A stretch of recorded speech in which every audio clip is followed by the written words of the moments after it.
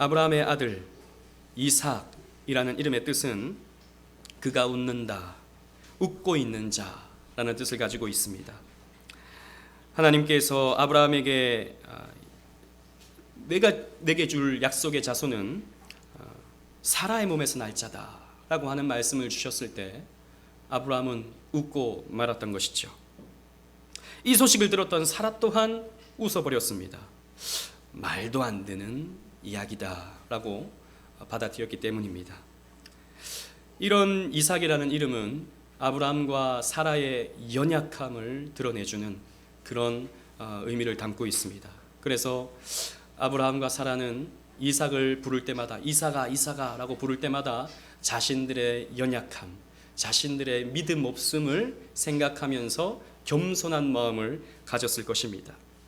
하지만 하나님은 그들의 연약을 덮어주시고 놀랍게도 아브라함과 사라 사이에 아들을 주셔서 그들로 하여금 정말 기쁨의, 정말 행복의 웃음을 선물로 주셨습니다. 하나님은 항상 이렇게 당신의 자녀들에게, 당신의 백성들에게 한없이 너그러우시며 한없이 은혜를 베풀어 주시는 선하신 하나님이셨습니다. 이삭은 언약의 자손으로서 하나님의 구속사에 귀하게 쓰임받는 인물이었습니다. 그래서 우리 오늘은 이삭의 삶에 나타나는 한 장면을 통해서 드러나는 구속사의 메시지를 확인해 봄을 통해서 우리의 삶과 연관시켜 함께 은혜를 나누는 시간을 갖고자 합니다. 첫 번째로 아버지의 언약을 이어받은 이삭의 모습을 우리는 살펴볼 수 있습니다. 우리 본문 26장 1절로 5절 말씀을 좀 길지만 다 같이 한번 읽어보도록 하겠습니다. 1절로 5절 말씀입니다. 시작. 아브라함 때에 첫 흉년이 들었더니 그 땅에 또 흉년이 들매 이삭이 그랄로 가서 블레셋 왕 아비멜렉에 이르렀더니 여호와께서 이삭에게 나타나 이르시되 애굽으로 내려가지 말고 내가 내게 지시하는 땅에 거주하라. 이 땅에 거류하면 내가 너와 함께 있어 내게 복을 주고 내가 이 모든 땅을 너와 내 자손에게 주리라. 내가 내 아버지 아브라함에게 맹세한 것을 이루어 내 자손을 하늘의 별과 같이 번성하게 하며 이 모든 땅을 내 자손에게 주리니 내 자손으로 말미암아 천하 만민이 복을 받으리라. 이는 아브라함이 내 말을 순종하고 내 명령과 내 계명과 내 율례와 내 법도를 지켰음이라 하시니라. 아멘. 여러분 기억하십니까? 아브라함도 가나안 땅에 처음 들어갔을 때 그 땅에 기근이 일어났습니다. 그래서 아브라함은 그 흉년을 피해서, 그 기근을 피해서 점점 남방으로 내려가다가 결국 애굽 땅에 거하게 되었죠.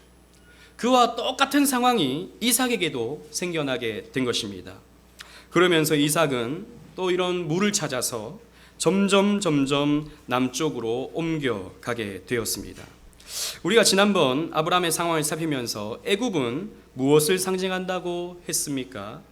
풍요의 땅, 하지만 불신의 땅을 상징한다고 우리가 살펴보았습니다. 이삭 역시 그렇게 옮겨가다가 가나안 땅의 남서쪽 블레셋 사람들의 땅에 이르게 된 것입니다. 아직까지 애굽까지는 가지 아니하고 남서쪽에 있는 블레셋의 땅에 이르게 된 것이죠.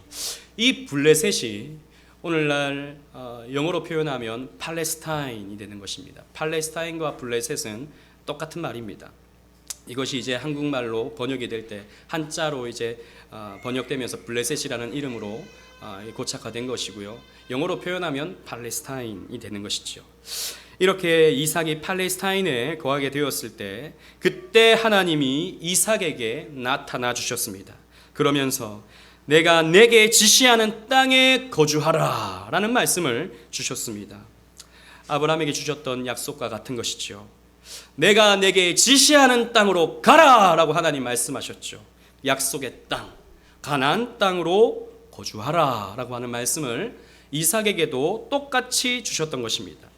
하나님은 그렇게 말씀하시면서 그렇게 말씀에 순종하면 내가 너와 함께 있겠다라고 하는 임마누엘의 은총의 약속을 해 주셨습니다. 그리고 내가 내게 복을 주고 라고 말씀하셨습니다. 축복을 약속해 주신 것이죠. 그리고 내가 이 모든 땅을 너와 내 자손에게 주리라 라고 말씀해 주셨습니다. 그 복의 정체, 그 복의 내용이 뭐냐 하면 땅을 주겠다. 그리고 이 땅을 너의 자손들에게 주겠다 라고 하는 물질적 축복의 약속이었습니다. 그리고 내 자손을 하늘의 별과 같이 번성하게 하며 이 모든 땅을 내 자손에게 주리니 천하 만민이 내 자손으로 말미암아 복을 받으리라 라고 하는 말씀을 주셨습니다. 이 자손이 번성하고 자손이 땅을 차지하면서 행복한 삶을 살게 될 것이라고 하는 그러한 약속을 하나님께서 해 주셨던 것이죠. 이삭은 이 하나님의 약속을 듣고 행복했을 것입니다. 야, 내가 하나님 말씀에 순종하면 이러한 복을 받을 수 있겠구나 라고 하는 그런 소망의, 행복의 시간을 가졌을 것입니다. 그런데 여러분, 이 언약의 내용을 잘 살펴보면 어디서 많이 본 것 같지 않습니까? 여러분, 우리가 말씀을 여러분들이 깊이 들으셨다면, 집중해서 들으셨다면 이 약속의 내용이 어디서 본 것 같다라고 하는 생각이 자연스럽게 드실 것입니다. 예, 아브라함에게 주셨던 약속과 흡사하죠. 하나님은 아브라함에게 너는 복이 될지라, 복의 근원이 될지라 라고 하는 약속을 해주셨고, 너로 말미암아 내 자손이 복을 받게 될 것이다 라고 하는 자손의 약속도 주셨고, 자손의 축복에 대한 약속도 주셨고, 그리고 또 창세기 22장 18절에 보면 이 땅을 너에게 주겠다라고 하는 땅의 약속도 주신 것이죠. 복에 대한 언약, 자손에 대한 언약, 땅에 대한 언약도 아브라함에게 똑같이 주셨는데 그것을 이삭에게도 여전히 주고 계시는 것입니다. 즉 하나님은 아브라함에게 주셨던 그 언약을 언약의 자손인, 언약의 후손인 이삭을 통해서 계승하고 있는 것이죠. 그렇습니다, 여러분. 아브라함의 하나님은 이삭의 하나님이기도 하셨습니다. 이것이 우리에게 어떤 메시지를 주냐 하면, 이렇게 하나님의 언약은 부모에게서 자녀로 계승된다라고 하는 것입니다. 여러분들이 믿음 생활을 잘하고 하나님 앞에서 신실하게 신앙생활을 하게 된다면 자연스럽게 여러분들의 자녀 또한 믿음을 갖게 되고 신실한 신앙생활을 하게 되어 있는 것이죠. 그렇다고 가만히 있으면 자연스럽게 그렇게 되는 것은 아닙니다. 믿음을 가진 부모는 최선을 다해서 하나님이 주신 말씀을 자녀들에게 가르치고 훈련시키고 또 믿음 안에서 자랄 수 있도록 훈도해야 하는 것이죠. 그러므로 믿음을 가진 부모의 최고의 사명은 자녀에게 신앙을 전수해 주는 것입니다. 여러분, 다른 것을 물려주려고 하지 마십시오. 내가 열심히 돈 벌어서 우리 아들 아파트 한 채는 사줘야지. 내가 열심히 이거 재산을 잘 간직해서 이 재산 우리 딸 자식들에게 나눠줘야지. 예, 뭐 나쁜 것 아닙니다. 물려줄 수 있습니다. 그러나 최고의 유산은 신앙 유산이라는 것을 여러분 꼭 기억하시기를 바랍니다. 아브라함은 이삭에게 신앙을 유산으로 물려줬던 것이죠. 사실 이삭은 아브라함의 신앙을 어릴 때부터 눈으로 보고 몸으로 체험했던 사람입니다. 하나님이 명령하시니까 자기를 꽁꽁 묶어가지고 죽이려고 했던 사람이 자기 아버지였습니다. 하나님 말씀에 무조건 순종하는 그 아버지의 모습을 보면서 하나님은 이렇게 섬겨야 되는 거구나 라고 하는 것을 이삭은 배웠던 것이죠. 그래서 이삭은 자연스럽게 신앙을 계승하고 있었고 그 언약을 계승하고 있는 것입니다. 그런데 우리가 여기서 주목해야 할 것은 아브라함이 받았던 이 언약이라는 것이, 즉 자손에 대한, 땅에 대한, 복에 대한 이 언약이라는 것이 아브라함 자신에게 있어서 이삭을 통해서 혹은 브엘세바라는 땅을 통해서 다 성취된 것이 아니라는 것을 우리는 주목해야 됩니다. 무슨 말이냐면, 여러분 보십시오. 하나님은 마치 아브라함에게 주셨던 그 언약을 똑같이 이삭에게 주고 계십니다. 그러면 그 언약이, 아브라함에게 주셨던 그 언약이 이삭을 통해서 완전히 성취되지 않았다는 의미가 됩니다. 왜? 이삭에게도 똑같은 약속을 해주고 있거든요. 즉 이 아브라함에게 주셨던 언약이 아직 성취되지 않았기 때문에 이삭에게서 계승되고 이삭에게서 갱신되는 모습으로 나타나고 있는 것입니다. 물론 아브라함은 실제로 복을 받았습니다. 그래서 땅을 받았고 그곳에서 정말 많은 재산을 일구었습니다. 그리고 그의 몸에서 난 자손 이삭을 얻게 되었죠. 그리고 부엘세바라고 하는 땅까지 얻었습니다. 그러나 그것이 온전한 성취는 아니었던 것입니다. 하나님의 시간표는 이 이삭이라고 하는 그 시점에서 끝난 것이 아니라 하나님의 시간표는 훨씬 더 뒤에 있었던 것이죠. 무슨 말씀인지 여러분 추측하시겠습니까? 예, 그렇습니다. 이삭은 아브라함이 받은 언약의 아들이지만 궁극적인 언약의 자손은 이삭이 아니라 오실 언약의 자손 예수 그리스도를 의미하는 것입니다. 그래서 하나님은 아브라함에게 그 언약을 주시고 다 성취된 것 같은데 그 언약을 또다시 이삭에게 주심으로 말미암아 아직 이것이 성취된 것이 아니다라고 하는 것을 가르쳐 주는 것이죠. 그래서 여러분 이삭이라고 하는 인물은 오실 메시아, 오실 예수 그리스도를 예표하는 모습으로서 성경에서 나타납니다. 여러분 한번 보실까요? 이삭은요, 그 탄생이 약속이 되었습니다. 그래서 아브라함에게 또 사라에게 하나님이 약속해 주시죠. 그리스도도 마찬가지로 천사를 통해서 마리아에게 탄생이 약속되죠. 그리고 이삭은 하나님의 사자에 의한 예고, 그 탄생이 사자에 의해서 천사에 의해서 예고가 됩니다. 마찬가지로 그리스도도 천사에 의해서 예고가 되죠. 그리고 이삭이라는 이름이 출생 전에 지어졌습니다. 그 이름을 이삭이라 하라라고 하는 하나님의 이름 지어주심이 있었죠.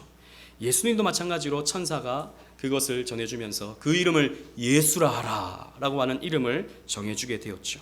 그리고 출생이 정한 시기에 이루어졌습니다. 때가 참에 이 이삭도 마찬가지로 하나님이 약속 주신 그 1년 뒤에 이삭이 태어나는 출생이 약속되어지는 것을, 시기가 약속되어지는 것을 우리는 살펴볼 수 있고, 예수님도 마찬가지로 때가 참에 언제 예수님이 태어날지에 대해서 천사가 예고해 주게 되는 것이죠.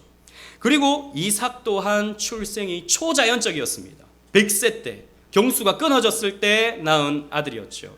예수님도 마찬가지로 초자연적으로 출생하셨습니다. 동정녀의 몸에서 탄생하신 것이죠. 뿐만 아니라 이삭은 하나님께 제물로 바쳐지는 아들이었습니다. 물론 궁극적으로 바쳐지진 않았지만 하나님은 그 이삭을 받은 것처럼 여기셨죠. 마찬가지로 예수님은 십자가에서 자신의 몸을 하나님께 바치는 제물로서 드려지게 됩니다. 보십시오. 이 이삭의 삶과 예수 그리스도의 삶에는 많은 병행이 나타나는 것입니다. 그래서 하나님은 이렇게 구약시대의 사람들에게 가르쳐 주는 거예요. 언약의 자손은 봐라, 이렇게 출생이 약속되고 천사에 의해서 예고되고 이름이 지어지고 정한 시기에 출생하고 초자연적으로 출생한다라고 하는 것을 구약시대의 사람들에게 가르쳐 주는 거예요. 그래서 구약시대의 사람들이 이러한 메시아, 이렇게 탄생하는 메시아를 기다리면서 그런 분이 우리에게 오셔서 이 약속을 성취해 주는구나 라고 하는 믿음을 가졌다고요. 이삭은 오실 메시아, 오실 예수 그리스도를 예표하는 인물이었던 것입니다. 그래서 하나님은 이삭에게 이렇게 약속하셨던 것입니다. 내 자손으로 말미암아 천하 만민이 복을 받으리라. 여러분 생각해 보세요. 한 자손을 통해서 온 천하 만민이 복을 받을 수 있을까요? 그 이삭의 자손, 아브라함의 자손인 이 유대인을 통해서 천하 만민이 복을 받는 건가요? 그렇지는 않죠. 사실 뭐 유대인과의 갈등, 유대인과의 여러 가지의 혈통적 문제 이런 것들 때문에 갈등만 가득하지. 사실 유대인을 통해서 천하 만민이 복을 받는 일은 역사 속에서 나타나진 않았습니다. 그렇다면 이 자손은 누구를 얘기하는 것이겠습니까? 예수 그리스도를 말하고 있는 것이죠. 예수 그리스도를 통해서 천하 만민이 복을 받는 것입니다. 아시아에 있는 사람, 유럽에 있는 사람, 아프리카에 있는 사람, 천하 만민이 예수 그리스도를 통해서 생명을 얻고 소망을 얻고 행복을 얻고 사랑을 받는 복을 받아 누리게 되는 것이죠. 바로 이삭에게 주셨던 이 내 자손으로 말미암아 천하 만민이 복을 받으리라라고 하는 이 약속은 메시아를 통한 축복의 약속이었던 것입니다. 그래서 사도 바울은 갈라디아서 3장 16절에 이렇게 기록하고 있습니다. 우리 다 같이 한번 주보를 보시고 읽어보도록 하겠습니다. 시작. 이 약속들은 아브라함과 그 자손에게 말씀하신 것인데 여럿을 가리켜 그 자손들이라 하지 아니하고 오직 한 사람을 가리켜 내 자손이라 하셨으니 곧 그리스도라. 아멘. 보십시오. 이 약속들, 아브라함에게 주셨던, 이삭에게 주셨던, 그 자손들에게 주셨던 그 약속들을 보면 그 자손들이라고 하지 아니하고 복수를 쓰지 아니하고 오직 한 사람을 가리켜 내 자손으로 말미암아 천하 만민이 복을 받는다 했는데 그 자손이 누구라 그랬습니까? 곧 그리스도다라고 말하고 있는 것이죠. 사도 바울은 이 아브라함에게 주셨던 이 약속, 그리고 이삭에게 주셨던 이 약속이 예수 그리스도를 통해서 그 시대 이후 2000년 뒤에 태어나실 예수 그리스도를 통해서 성취된다는 것을 이렇게 설명하고 있는 것이죠.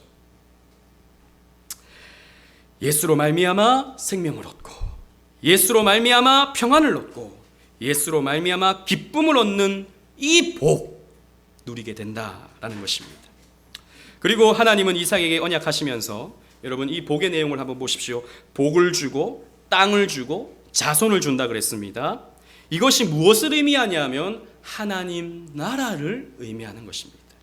여러분 나라가 세워지기 위해서는 3요소가 필요합니다. 여러분 중학교 고등학교 때 열심히 공부하신 분들은 기억이 나실 거고 그때 공부를 안 하신 분들은 기억을 못 하실 텐데 나라에는 3요소가 필요합니다. 무엇이 필요합니까? 국민, 주권, 영토 이 세 가지가 필요하죠. 보십시오. 주권이 뭐냐 하면 하나님의 통치를 받는 것입니다. 하나님 나라에서 하나님의 통치를 받는 것이 하나님의 주권인데 이것이 뭐냐면 하나님의 복인 것이죠. 하나님의 복을 받아 누리는 것이 하나님의 통치를 받는 것이며 이것이 하나님이 이루시는 주권이다라는 것입니다. 그리고 땅을 주시겠다고 약속하셨죠. 이것은 바로 영토를 주겠다라는 약속이죠. 그리고 자손을 주겠다고 약속하셨죠. 이것은 바로 국민들을 세워주겠다라고 하는 약속이었습니다. 그래서 하나님은 이 메시아를 통해서 예수 그리스도를 통해서 하나님 나라를 세워주겠다라고 하는 약속을 해주시는 거예요. 그래서 예수님이 이 땅에 오셔서 처음 하셨던 말씀이 어떤 말씀이었습니까?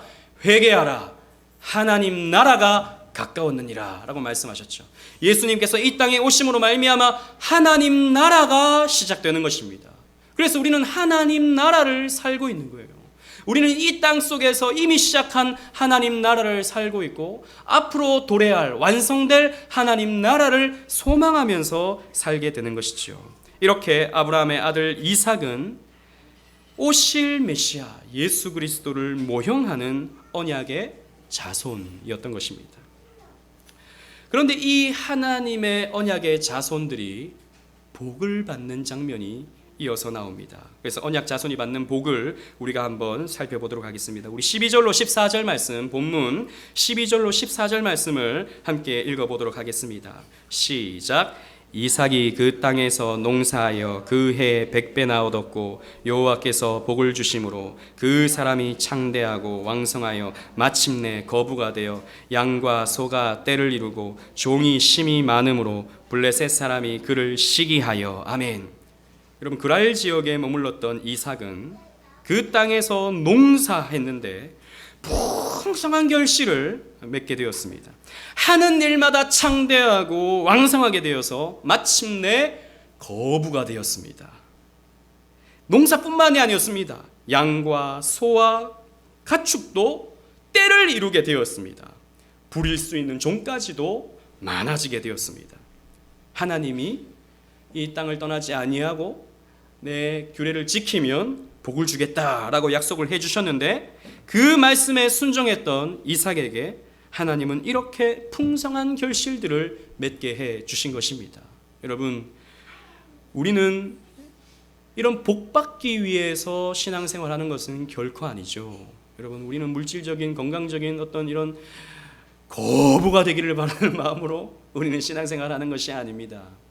우리는 다만 우리가 하나님 말씀에 순종해 나갈 때, 하나님 말씀에 따라서 그 종용할 때에 하나님께서 주시는 복을 누리는 사람들이죠. 여러분, 우리는 이러한 하나님의 복을 누릴 수 있어야 하고 또 소망할 수 있어야 합니다. 이렇게 순종했을 때 이삭은 복을 받게 된 것이죠. 하지만 이로 인해서 문제가 발생합니다. 그 지역의 블레셋 사람들이 이삭을 시기하게 된 것이죠. 언제나 이런 질투와 시기는 사람이 사는 곳에서 가득한 것 같습니다. 우리 15절로 17절 말씀을 다 같이 한번 읽어보도록 하겠습니다. 시작. 그 아버지 아브라함 때에 그 아버지의 종들이 판 모든 우물을 막고 흙으로 메웠더라. 아비멜렉이 이삭에게 이르되 내가 우리보다 크게 강성한즉 우리를 떠나라. 이삭이 그곳을 떠나 그랄 골짜기에 장막을 치고 거기 거류하며. 아멘. 물이 귀한 근동 지역에서 우물은 그야말로 삶의 터전입니다. 이삭도 아버지의 종들이 파두었던 이 우물을 터전으로 삼아 농사도 짓고 가축도 기르고 있었는데, 이삭을 시기한 이 블레셋 사람들이 이 이삭이 점점 번성하고 땅에 소출이 가득하고 거부가 되는 것을 보니까 속에서 이런 욕심들이, 시기심이 가득하게 된 것이죠. 그래서 이 이삭의 우물들을 그냥 메워버리게 된 것입니다. 그리고 블레셋 사람들의 족장인 아비멜렉, 당시는 족장 시대니까 그 족장의 왕이었던 아비멜렉이 이 이삭을 찾아와서 내가 우리보다 크게 강성한즉 우리를 떠나라. 네가 너무 강한 것 같다. 네가 너무 잘 되는 것 같다. 그러니까 우리는 이 마음속에 자꾸 허탈함 만든다. 우리를 떠나라. 딴 데 가라. 라고 이렇게 협박을 했던 것이죠. 그러자 이삭은 놀랍게도 아무런 저항을 하지 아니하고 그 땅을 떠나게 되었습니다. 바보같이 말이죠. 그런데 이런 일이 연거푸 반복됩니다. 우리 19절로 21절 말씀을 본문을 다 같이 한번 또 읽어보도록 하겠습니다. 19절로 21절 시작. 이삭의 종들이 골짜기를 파서 샘 근원을 얻었더니 그랄 목자들이 이삭의 목자와 다투어 이르되 이 물은 우리의 것이라 하매 이삭이 그 다툼으로 말미암아 그 우물 이름을 에색이라 하였으며 또 다른 우물을 봤더니 그들이 또 다툼으로 그 이름을 신나라 하였으며. 아멘. 보십시오. 그랄에 살던 이삭이 쫓겨남을 당해서 이젠 그랄 골짜기, 험한 골짜기로 들어가서 우물을 팠습니다. 그런데 거기에 가니까 또 이 그랄의 목자들이 찾아와가지고 여기서도 하지 마라, 농사 짓지 마라, 딴 데 가라, 딴 데. 그래서 또 딴 데 갔습니다. 이것을 연거푸 계속 반복하고 있는 것이죠. 그래서 처음 우물을 팠던 곳이 이름이 다투다라는 뜻의 에색. 그래서 쫓겨나죠. 또 다른 우물을 팠습니다. 또 다툼이 일어났습니다. 그래서 그 우물의 이름을 원수, 대적이라는 이름의 신나라고 하는 이름을 정하게 된 것이죠. 여러분, 이렇게 계속 빼앗깁니다. 뭐 저항도 제대로 못 해보고 제대로 싸워보지도 못하고 계속해서 그냥 빼앗기면서 살아가는 것이죠. 여러분, 이게 복받은 자의 모습일 수 있을까요? 처음에는 아름다웠죠. 거부가 되었더라 라고 하는 이 말씀을 우리는 보면, 야, 하나님께 순종했더니 이런 일이 있구나, 나도 순종해서 거부가 한번 되어봤으면 좋겠다 라고 하는 마음이 저희와 여러분들의 마음에 있을 수 있죠. 그런데 여러분, 이렇게 쫓겨나고 빼앗기고 바보같이 손해보는 이삭의 모습이 과연 복받은 자의 모습일 수 있을까요? 그러나 성경은 이런 자의 모습을 복받은 자의 모습이다 라고 말씀하고 있습니다. 여러분, 이러한 모습이 하나님의 언약 백성들의 모습인 것입니다.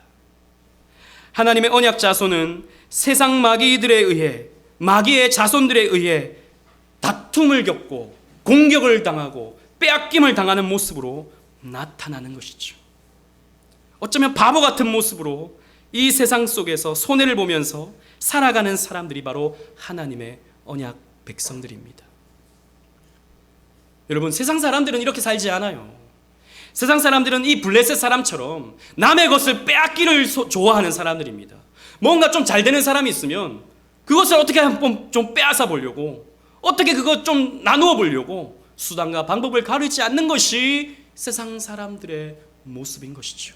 그래서 어디 뭐 좀 잘 된다, 뭐 예를 들어서 어디 통닭집이 뭐 수원 왕갈비 통닭 이런 게 잘 된다, 그러면 바로 그 옆집에 수원 왕갈비 통닭 원조가 생기는 것이죠.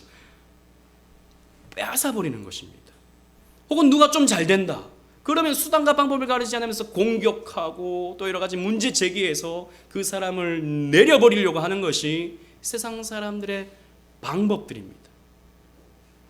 그러나 그리스도인들은 그렇게 하지 않습니다.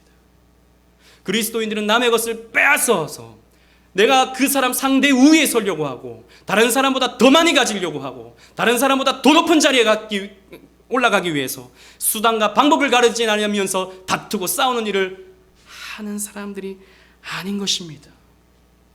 세상 사람들이 그렇게 우리를 공격해 올 때, 우리를 것을 빼앗으려고 할 때 하나님께서 채워주실 줄로 믿고 내 것을 포기하고 내어주고 양보하고 바보같이 그렇게 해체되어져 가는 것이 오늘 성경에서 우리에게 가르쳐주고 있는 하나님의 언약 백성들의 모습인 것이죠.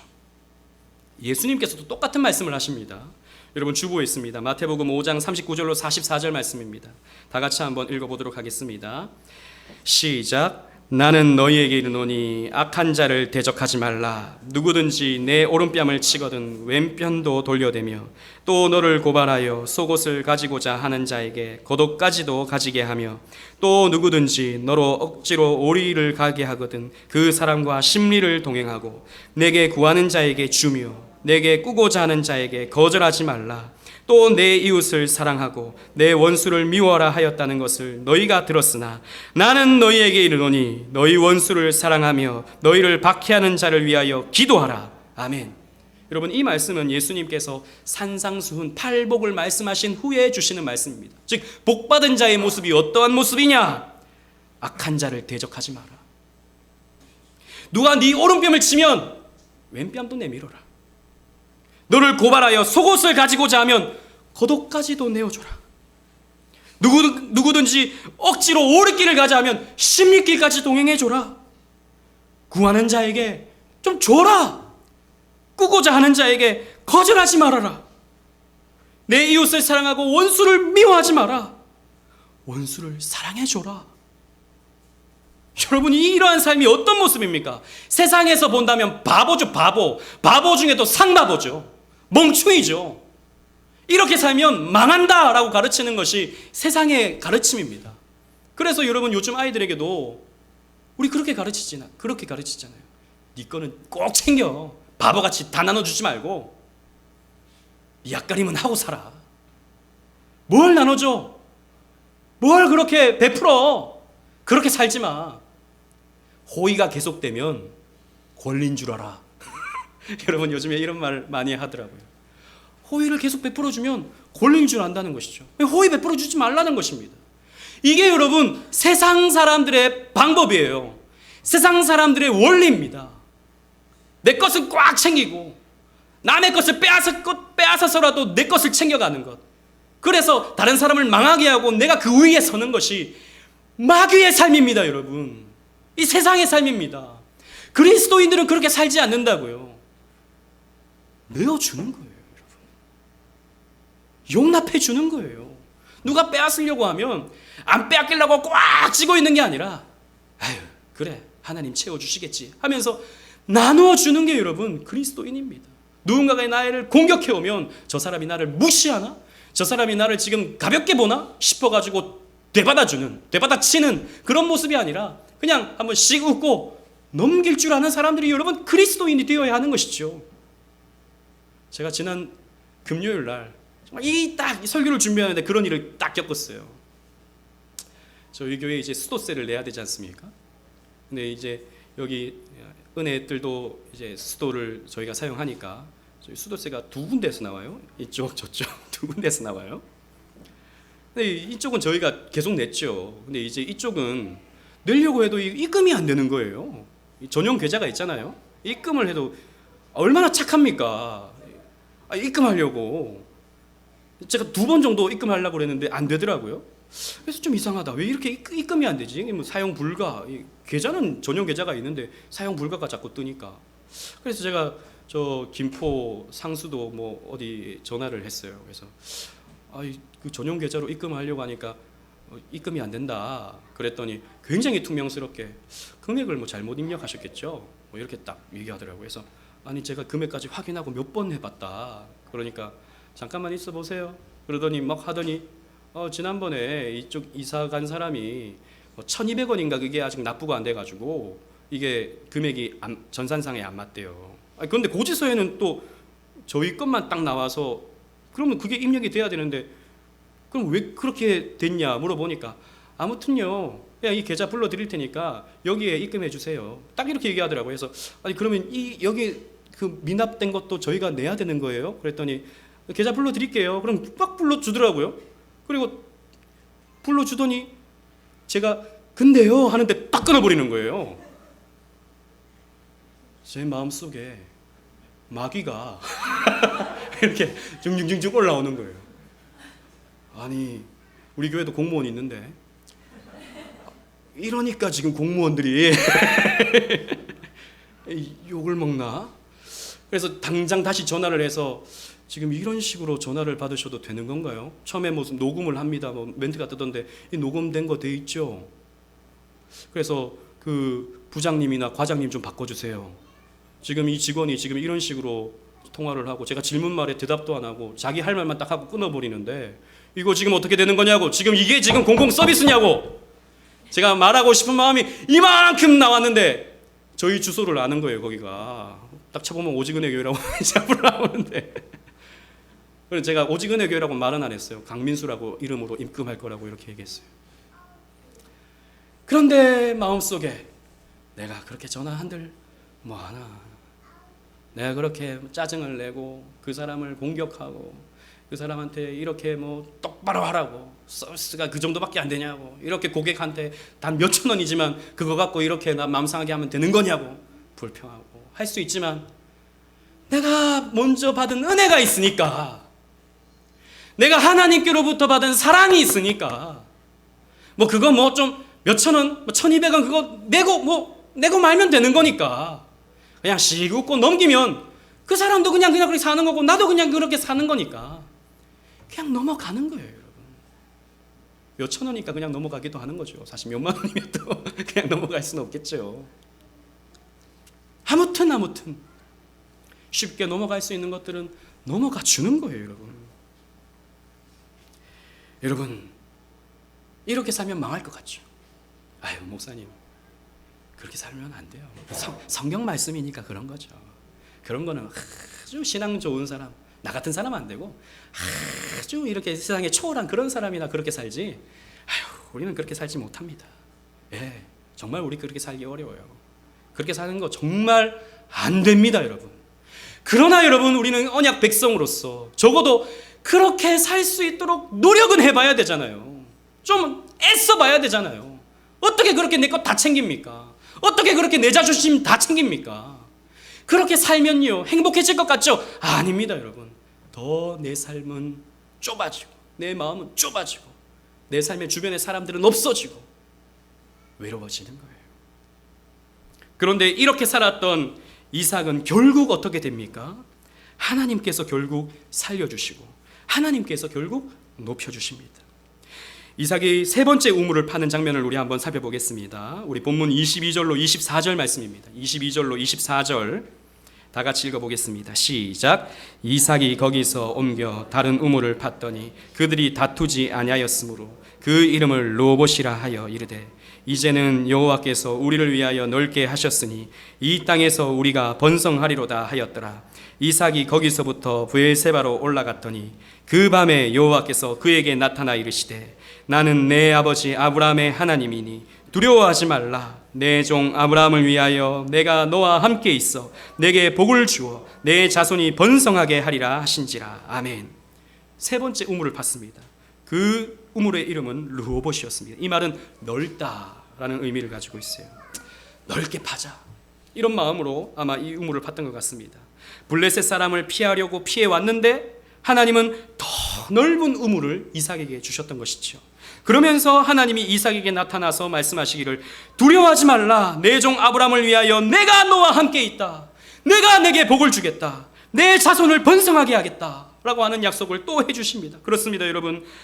그렇게 내 자신을 포기하고 내어주고 용서하고 용납하며 살아갈 때 하나님이 우리와 함께 하시는 거예요.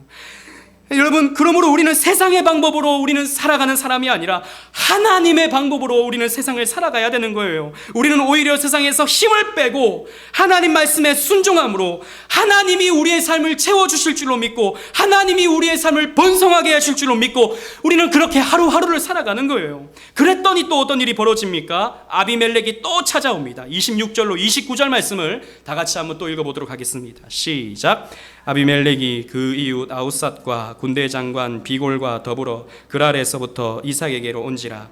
이삭이 그들에게 이르되 너희가 나를 미워하여 나에게 너희를 떠나게 하였거늘 어찌하여 내게 왔느냐. 그들이 이르되 여호와께서 너와 함께 계심을 우리가 분명히 보았으므로 우리의 사이 곧 우리와 너 사이에 맹세하여 너와 계약을 맺으리라 말하였노라. 너는 우리를 해하지 말라. 이는 우리가 너를 범하지 아니하고 선한 일만 내게 행하여 내게 평안히 가게 하겠습니다. 이제 너는 여호와께 복을 받은 자니라. 아멘. 이삭을 3번이나 쫓아냈던 이 아비멜렉은 가는 곳마다 번성하는 이삭을 보면서 야, 이삭이 믿는 하나님은 정말 살아계신 하나님이구나 라는 것을 보았습니다. 그래서 이 아비멜렉은 이삭의 것을 빼앗아 보려고 욕심을 부렸지만 이삭은 기꺼이 자신의 것을 포기하고 떠나는 삶을 사는 것을 보고 이제는 이삭을 보면서 두려워하는 마음까지 느꼈던 것이죠. 그래서 이제 너의 종이 우리의 종을 해하지 아니하고 네가 나를 해하지 아니하고 우리 서로 해하지 않고 계약을 맺자 이렇게 요청을 하고 있는 것이죠. 번성하는 이삭의 사람들이 자신들을 해하지 말 것을 요청하고 있는 것입니다. 그러면서 이렇게 이삭을 인정합니다. 너는 여호와께 복을 받은 자구나. 불신자입니다. 불신자. 하나님 믿지 않는 아비멜렉입니다. 그런데 야, 너의 하나님은 정말 살아계시고 너는 하나님께 복을 받은 자구나 라고 하는 이런 말이 아비멜렉의 입에서 나오는 거예요. 여러분, 우리가 이런 삶을 좀 살아봐야 되지 않겠습니까? 야, 너는 그렇게 어떻게 마음이 그렇게 너그러운데 그렇게 나눠주면서 사는데 그렇게 용서만 하고 살아가는데 너는 어떻게 그렇게 망하지 않냐? 너는 어떻게 그렇게 행복하냐? 너는 어떻게 그렇게 잘 되냐? 네가 믿는 하나님은 정말 살아계신 하나님이구나. 이런 말을 우리가 들어야 되지 않겠습니까? 예수님도 똑같은 말씀을 하십니다. 마태복음 5장 16절 주보에 있습니다. 다 같이 읽어보겠습니다. 시작. 이같이 너희 빛을 사람 앞에 비치게 하여 그들로 너희 착한 행식을 보고 하늘에 계신 너희 아버지께 영광을 돌리게 하라. 너희의 빛을, 너희의 그 착함을, 너희의 그 아름다움을 세상에 비치게 하여서 너희 착한 행실을 사람들이 보고 너희 하나님께 영광을 돌리도록 해라 라고 하는 말씀을 우리 예수님께서 해주셨던 것이죠. 여러분, 우리가요 이렇게 이삭처럼 살면 손해보면 망할 것 같고 죽을 것 같지만 아닙니다. 여러분, 하나님이 우리를 그렇게 내버려 두시지 않습니다. 잠깐은 힘이 들고 고통스러울 수 있지만 결국 하나님이 우리를 높여주시는 거예요. 언약의 백성인 우리는 이런 하나님의 높이심을 체험하고 살아야 하는 것입니다. 사랑하는 오직 은혜교회 성도 여러분, 언약의 자손인, 언약의 궁극적인 자손인 예수님도 그렇게 사셨습니다. 예수님은 누구보다도 힘이 있으셨지만 세상에 의해 공격당하시고 세상에 의해 조롱당하시고 세상에 의해 생명까지도 빼앗기셨습니다. 그러므로 예수 안에 있는 사람들, 그리스도와 연합된 사람들도 이러한 모습이 자연스럽게 나타나게 되어 있는 것이죠. 그런데 오늘날 교회가, 그런데 오늘날 성도라는 우리들이 어떻게 그렇게 이기적일 수 있습니까? 어떻게 그렇게 내 것만 챙길 수 있겠습니까? 어떻게 그렇게 내 행복, 내 만족만 위해서 살아갈 수 있겠습니까? 아닙니다, 여러분. 우리는 그렇게 살 수 없는 거예요. 게다가 교회가 오늘날 세상에 힘을 갖겠다고 정치 전면에 나서는 모습들이 나타나고 있는데, 여러분, 그건 세상의 방법입니다. 무슨 목사가 무슨 정치적인 이 활동들을 하면서 자꾸 세상이 교회를 우습게 보니까 우리도 정치세를 구축해서 우리가 이렇게 약하지 않다는 것을 세상에 보여줘야 된다라고 말하는 것을 제가 최근에 들었는데, 여러분, 성경의 가르침은 교회는 그렇게 하는 것이 아니다라고 말씀하고 있는 거예요. 우리는 낮아지고 우리는 해체되고 우리는 세상으로부터 손가락질 받지만, 그렇게 우리는 바보같이 살아가지만 하나님께서 우리를 세워주는 것을 우리는 보면서 신앙생활 해야 되는 것이지 무슨 우리가 세상에 힘을 갖고자 힘을 구축하고 정치 전면에 나선다는 말입니까? 성경의 가르침을 역행하는 것입니다. 우리는 하나님의 언약 백성으로서 살아가야 됩니다. 이름도 없이 빚도 없이 주를 위하여 그리고 이웃을 위하여 기꺼이 나를 내려놓으면서 살아야 하는 것입니다. 여러분, 우리만 구원받는다면서요. 세상 사람들은 천국 못 가고 예수 믿는 우리만 천국 간다면서요. 그러면 세상 사람들과 우리가 좀 다른 모습이 삶 속에서 있어야 되지 않겠습니까? 똑같이 그렇게 이기적이면 우리가 예수만 믿어야 천국 가라는 말에 무슨 힘이 나타날 수 있겠습니까? 이러한 이삭의 복, 저와 여러분들도 받아 누리시기를 주님 이름으로 축원합니다. 아멘.